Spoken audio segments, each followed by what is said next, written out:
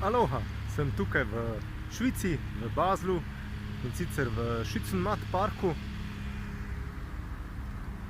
kjer imajo fenomenalna igrala za otroke. Zdaj, tisti, ki me spremljate že dlje časa, veste, da pač najboljša igrala so zame, pa za otroke seveda, v gozdu, v naravi. To je druga najboljša opcija. Hude zadeve za plezanje. Popoldne in proti večeru je cel kup družin, ki na ta način preživljajo prosti čas, imajo tudi kakšen piknik, se družijo, igrajo nogomet, frisbee in podobne reči. Res dobro. Podobno kot pri nas Tivoli. Evo, to je pa nekaj za otroke in za starše.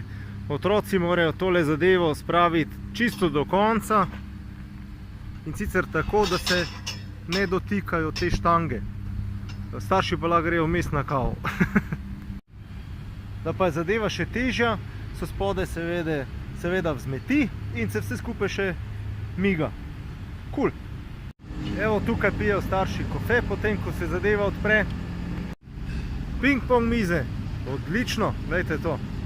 Kakšna ponudba. Glejte, kako domiselno.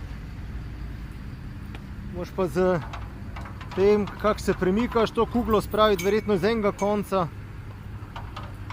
na drugega.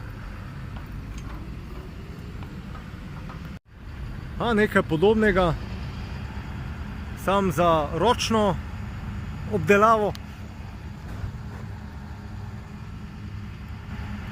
Hudo, poglejte ta high-tech vrteljak. Še, kar je super, gledajte. Še invalidne osebe lahko tukaj se prav tako vrtijo in imajo fajn. Super. Tobogani, seveda obvezna oprema. Tamle tudi ene zadeve za plezati. Cel kup gugalnic. Bogato, bogato. Evo, nekaj za treniranje ravnotežja. Tu pa kot neke vrste poligon. Tudi za ravnotežje. Hudo. Če želite vsakodnevne inspiracije glede gibanja, zdravega načina življenja, všečkajte našo Facebook stran o telesu. Če pa želite iti v globino, kar se tiče teh tematik, vsake toliko časa objavim tudi v Facebook skupini o telesu bolj poglobljene razlage in tudi stvari, ki se dogajajo v zakulisju. Sem Robert Lisac, profesor športne vzgoje.